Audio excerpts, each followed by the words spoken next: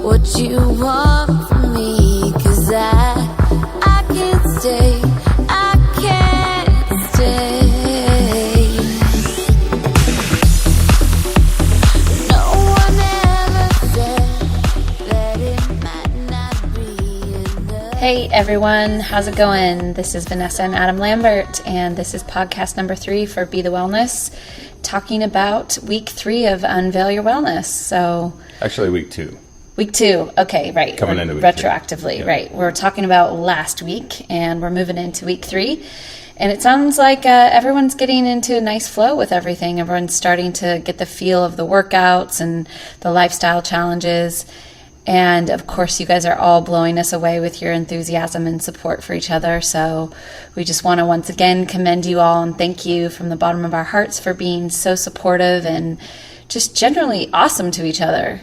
So we want to, just let you know how much that does mean to us, and that energy is really, really being felt in the feed and in the platform as a whole. Yeah, yep. Definitely. That's the first word I say in every podcast. Yep. Moving along. We got that out of the way. Anyhow, thanks again to all of you for really making that happen. Yes. In fact, I think that someone coined the term vimified the other day for the first time. We haven't heard that. So somebody vimified their trip to the grocery store, which is pretty awesome. Hashtag vimified.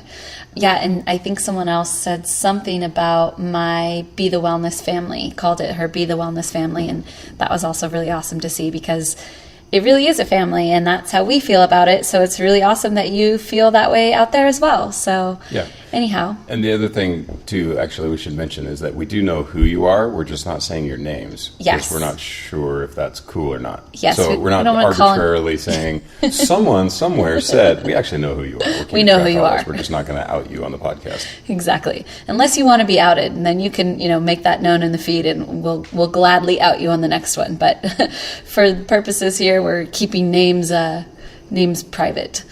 So anyhow, we just wrapped up our Costa Rica retreat. That was an amazing 5-day whirlwind adventure vacation. Paleo extravaganza. Yes, for real. That was legit. So Adam and I are still, if you can tell my voice is a little raspy, I think I'm still recovering from all of the fun and excitement of that. That was pretty much 5 days of paddleboarding and ziplining and yoga and sprints on the beach. Sprints, and what else did we do? Hiking through the jungle and chasing monkeys. Seeing monkeys. Some kind of, what do they call them? The very shy bird. Yes. The toucan. The toucan. Discovering the shyest bird of the forest, the toucan. And covering ourselves in mud, going to hot springs. Oh, yeah, there was some air quotes, whitewater rafting that took place. Yeah. It wasn't whitewater rafting, though. It was river tubing. Okay. But it was a good time. And it was a pretty awesome week. So we're kind of coming off of a little high and definitely looking forward to doing more of those retreats in the future, because it really is an opportunity for us to get to commune and bond with people in a really intimate setting. And we had the most amazing house and chef and staff, and was a driver. It was everything. It was pretty much all the way. So thankful to our retreat attendees out there who attended, and a lot of these were repeats from our Malibu retreat. So clearly we're having a good time at these things, and hopefully we'll get to do more of these adventures in the future. So with that said, let's get into some questions. First question that we got this week was someone asked if we could talk about what a typical day of eating looks like. So Adam, you want to start us off? Yeah, so I actually answered this to some degree in one of the threads, but not everybody probably saw it. So here we go. So I have 2 different general strategies that I kind of go with, and one is a rest day. And when I'm talking rest, I mean strength training rest. So I may be doing tempo intervals, or I may go out and do some cardio or whatever, but it's not a strength training day.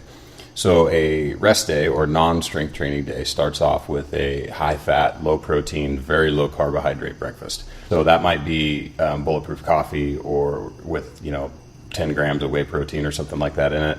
or kind of my go-to favorite is egg yolk scramble with like onions, just a little bit of onion sauteed in coconut oil. So egg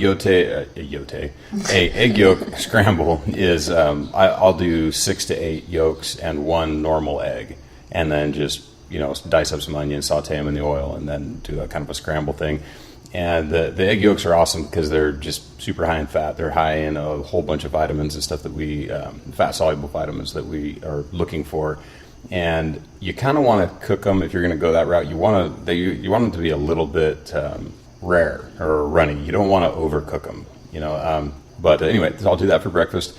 And then, usually that's pushed off until 10:30, maybe 11 a.m., depending on what my day looks like. But I usually do a little bit of intermittent fasting in the morning. And then lunch is going to be a high-fat, moderate-protein, low-carb lunch. So like a big-ass salad with chicken breast, avocado, olives, peppers, lots of greens. I like that kind of the spring green mix that has arugula and all that kind of stuff in there. And then I'll top it with olive oil. And then the idea there being that I want to get a bunch of fat on board, and I don't want to overdo it in the protein in that meal because I'm not looking to spike my insulin at all that time of day. And then dinner will be a kind of moderate fat, the fat sort of incidental to the meal. So not adding a lot of fat.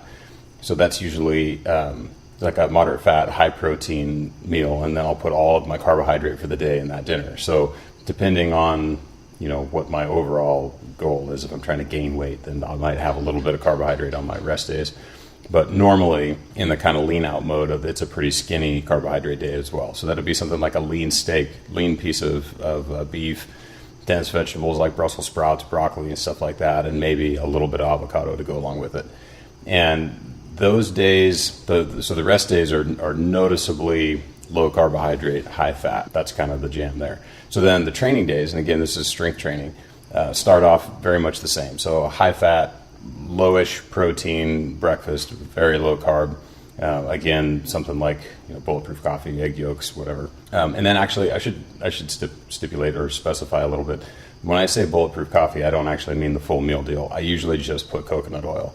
I kind of got off the butter kick a while ago, and it just doesn't really jive with me. And I think that if fat loss is your goal, the butter might be a little bit of an might be overreaching on the fat.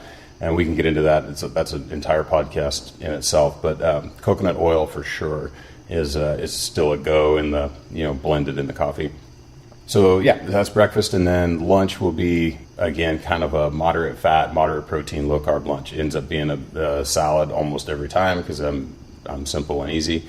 And then again, very little fat. And then post workout, so this is a strength training day. I usually train between like 4 and 5 p.m. And then my post workout meal is where the vast majority of my calories and all of my carbohydrate come in. And so that meal is going to be noticeably low fat, high protein, high carbohydrate. So think like chicken breasts, white rice or white potato, and enough other little vegetables and stuff to taste. But that's kind of the deal. And then if I do a post-workout shake or something, like if I don't have the ability to eat my actual food, in that post-workout window, I use just a straight up whey isolate and rice milk.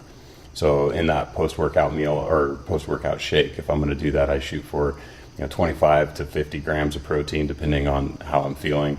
And then, it ends up being like a cup of rice milk, I think. It gets me 60, 70 grams of carbohydrate. And that's my deal. So who is this appropriate for? So this is the precision paleo sphere from a nutrient timing perspective. So honestly, it's appropriate for almost anyone. It's just whether or not you want to pay this much attention to how you're eating. So it is definitely a fat loss program, more so than like a strength accumulation or mass gain program, just because of kind of the carbohydrate timing of the whole thing. But really, if this fits, and it does end up being kind of intuitive for people once they kind of do it once or twice, there's nothing wrong with anybody jumping in on this kind of plan. Right. Well, and I think a lot of our listeners out there coming from the background of thinking the less carbs, the better. So this might be new information for them to hear, oh, you're doing a lower fat, higher carbohydrate refeed on your training days. So we might just want to expand a little bit for folks, because this may be like, wait, what? Wait, what are you guys talking about? You're doing what now? I thought that you won the game by having the lowest carbs. Right. Yeah, no, that's a good point. So the thing that where you start to get into this stuff a little bit with the more precision paleo idea and this kind of performance eating concept is that we start to use insulin as a tool. And a tool to meet whatever goal it is that we're doing. And for me, generally speaking, that is maintaining muscle mass and losing body fat.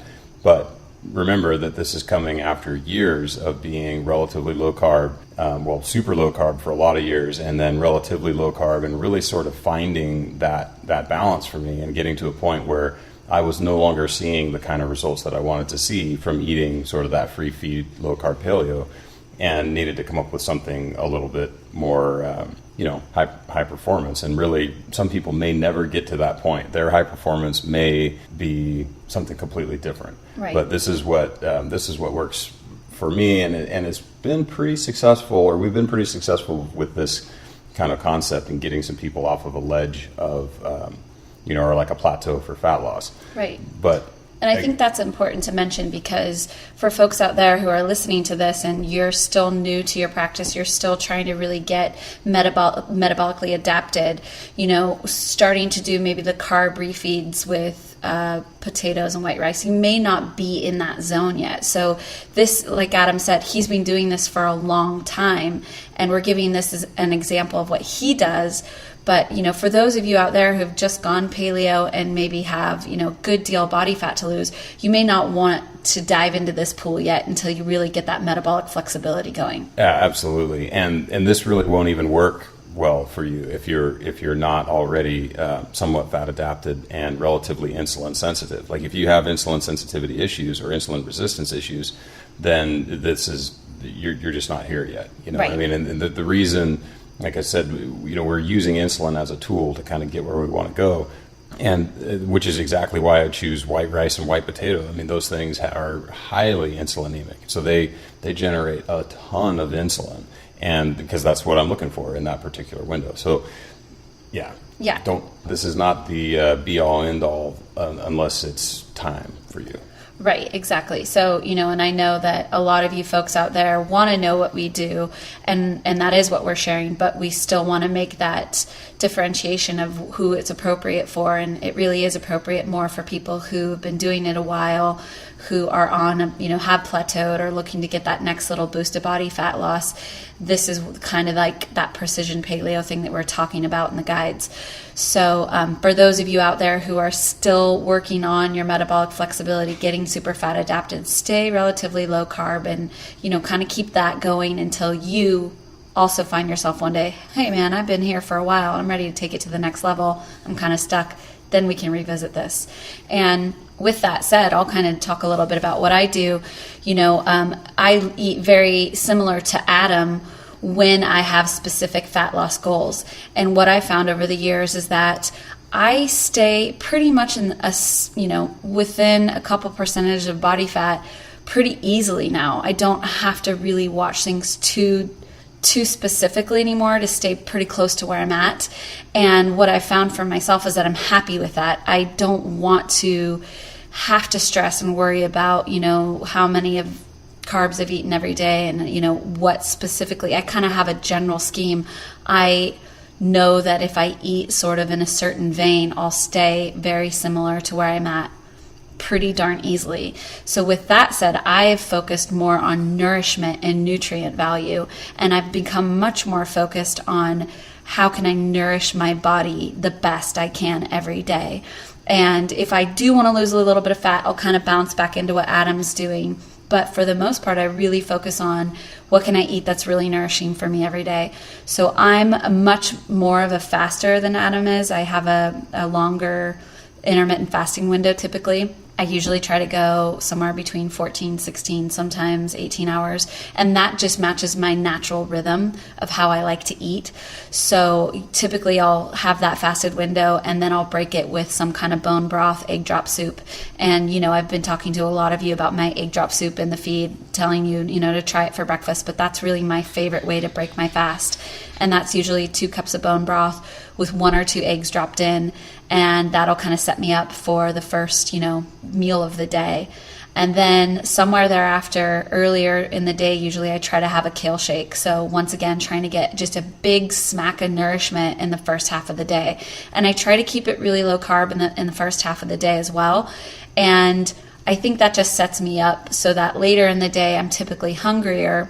I can kind of eat whatever I want, and I never really go over on carbs. It's never really carb heavy because I've pretty much gone through the first, 2/3 of the day without any real carbs. So then at night, if I want to have something a little higher carb, I can. And I'll do sweet potato. I'll even do white potatoes if I feel like it. I'm not afraid of doing a little white potato. I rarely do white rice unless I'm doing something like what Adam said and really trying to lean out for a specific reason.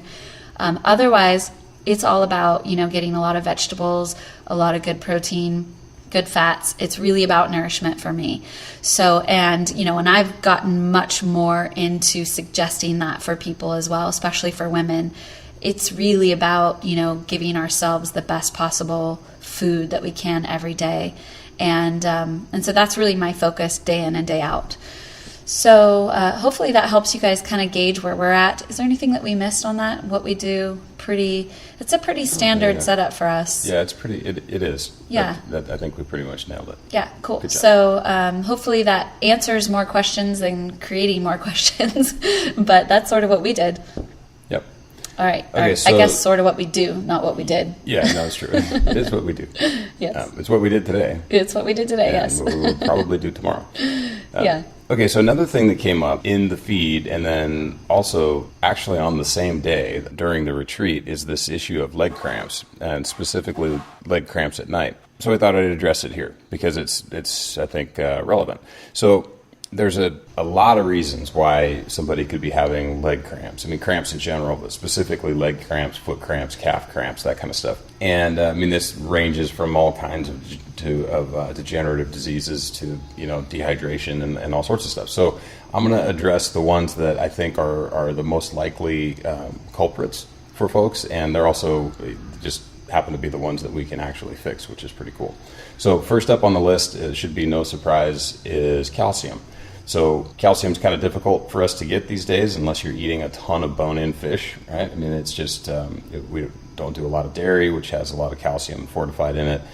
Even if you're doing a lot of leafy greens, it can be tough to get enough calcium.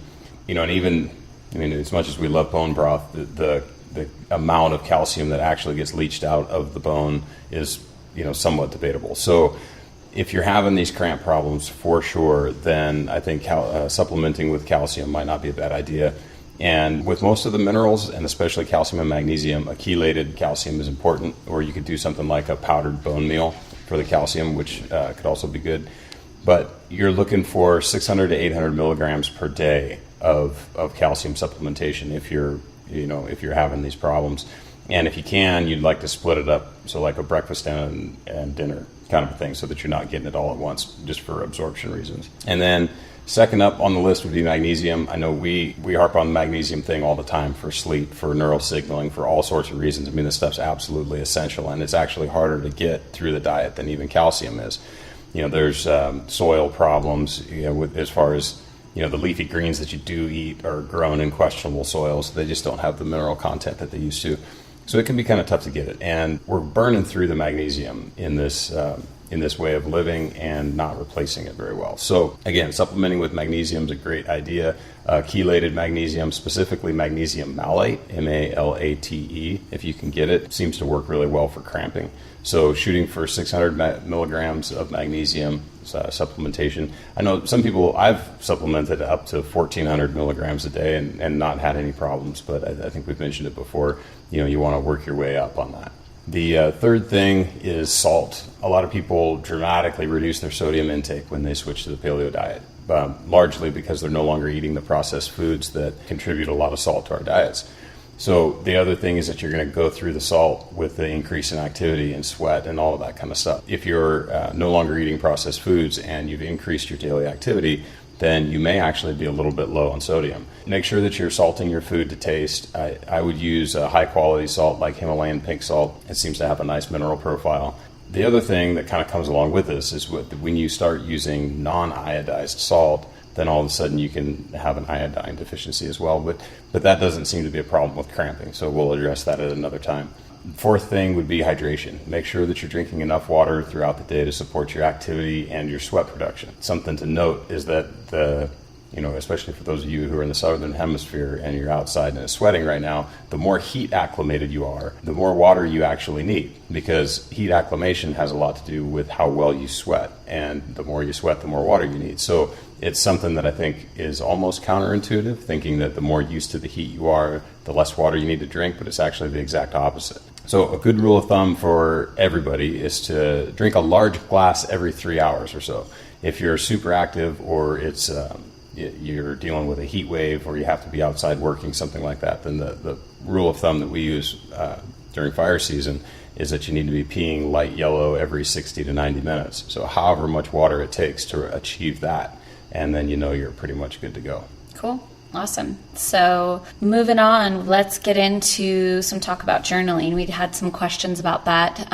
Many of you are really enjoying the practice of incorporating some journaling into your routine.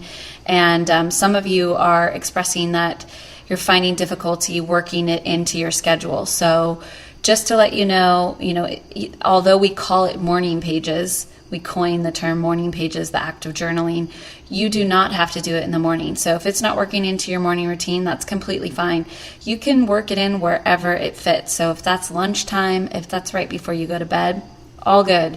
Wherever you can fit it in, that's great. You can even break it up throughout the day, do a little bit in the morning, a little bit at night, whatever works. This is all about just trying out lifestyle practices and mindfulness practices that can potentially benefit you. So if it's not working out, it's causing more stress than benefit, then don't worry about it. This is all about finding what is achievable for you and what works into your schedule. Yes. Cool. Truth. So let's see, couple more things. Second to last thing that we wanted to talk about, we had some questions in the feed about general lethargy, dizziness, headaches, and a couple users asking, what could possibly be going on.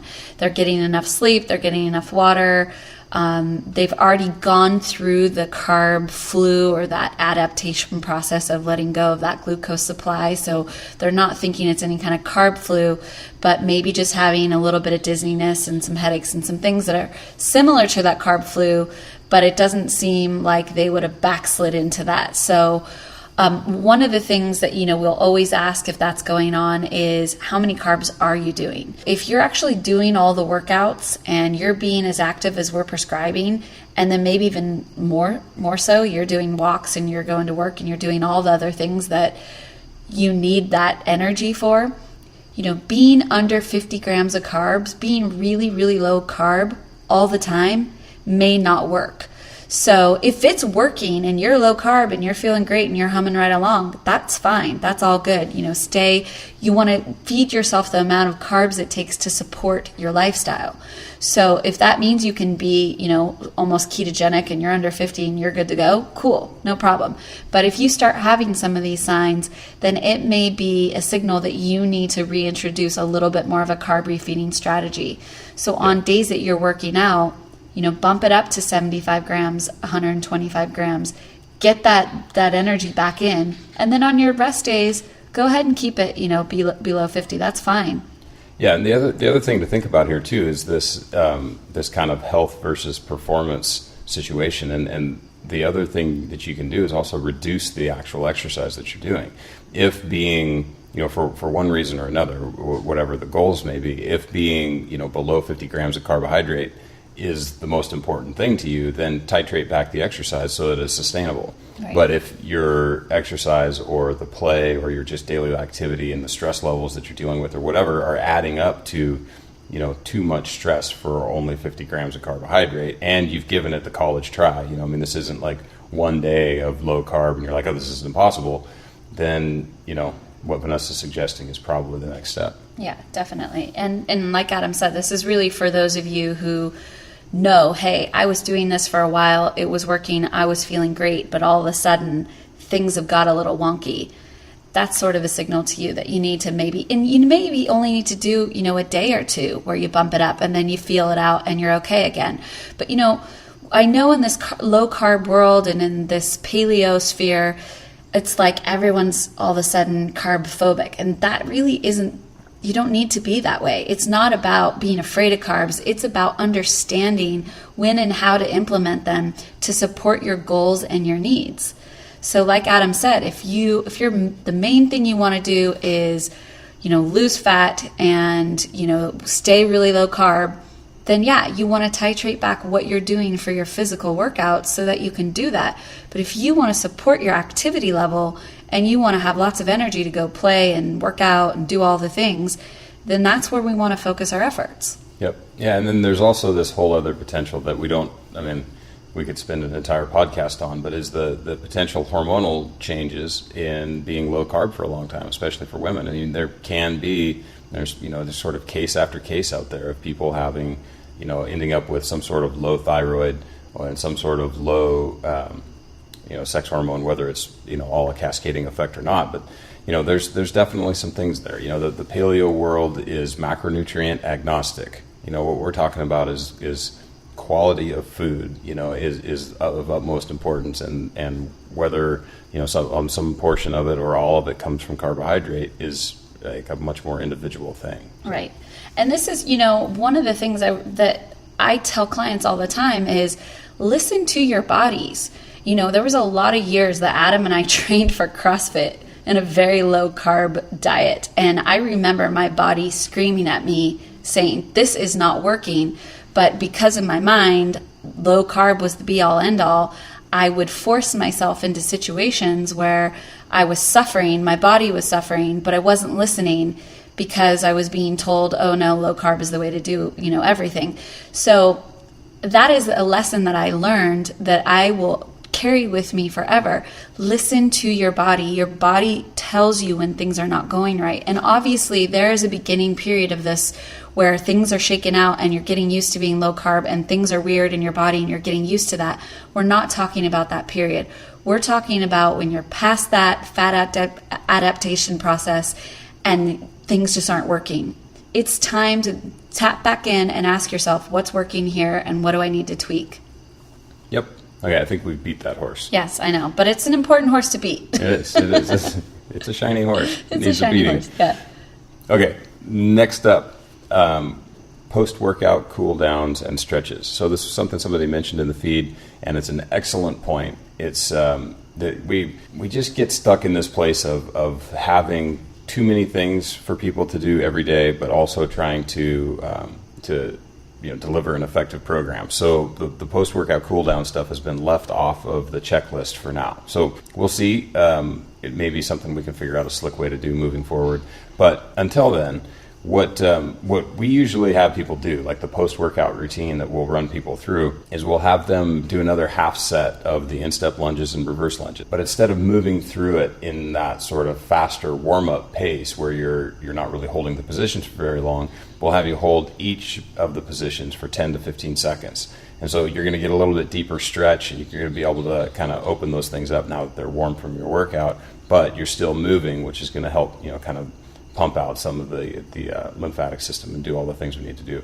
So that's a very slick way to just add, slick and effective way to just add a little bit of a post-workout thing in there. Pretty much anything that you can do for, almost like your warm-up, right? So another 5 to 10 minutes of light activity, mixing in the slower-paced instep and reverse lunges is a great way to do it. And you're just looking to move a little, get a little bit deeper stretch, and then let your heart rate come down in a nice, smooth fashion. Cool. Yeah. Awesome. So that's pretty much it for this week. Obviously, send us questions through the feed that you want us to cover on the podcast every week. We're happy to do so. Thanks again for all of your effort out there. You guys were in week 3, so almost through our first challenge. It's really exciting. Yeah, we're getting close.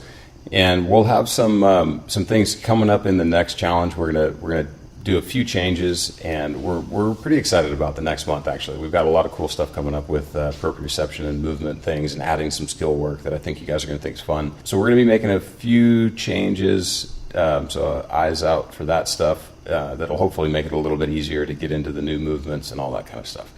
Yep. So. And once again, if you are enjoying the program, please feel free to invite friends, family, neighbors. The more the merrier. The more we grow this community, the more this becomes a standard of living around us. So obviously we would love to share this program with as many people as possible. So if you think you have someone in mind that would be a good fit, make sure to share it with them, and we'd appreciate it. Awesome. Have a great week, and we'll speak with you next week. Tell me what you want from me, 'cause I can't stay, I can't stay. No one ever said that it might not be enough. This is love, so much love, but something still ain't right. Sweet serenity of the years we've known. We danced around this dream way too long and fly free. I don't know where the waves are going to take me. Fly free. I gotta chase a dream even if it breaks me. You can't change my mind this time. Gonna fly free. I don't wanna leave, but I gotta say goodbye.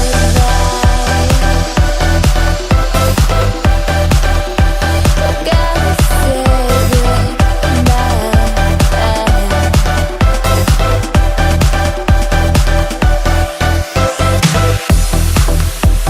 20 stories high, I got no parachute, but I gotta try, gotta fly. I'm tired of playing the part that I knew so well before. Something more, need something more. I can't live a lie. I feel you on the breeze. Memories. Does your heart still ache for me? And fly free. I don't know where the waves are going to take me. Fly free. I gotta chase a dream even if it breaks me. You can't change my mind this time. Gonna fly free. I don't wanna leave, but I gotta say goodbye. I gotta say goodbye. Goodbye.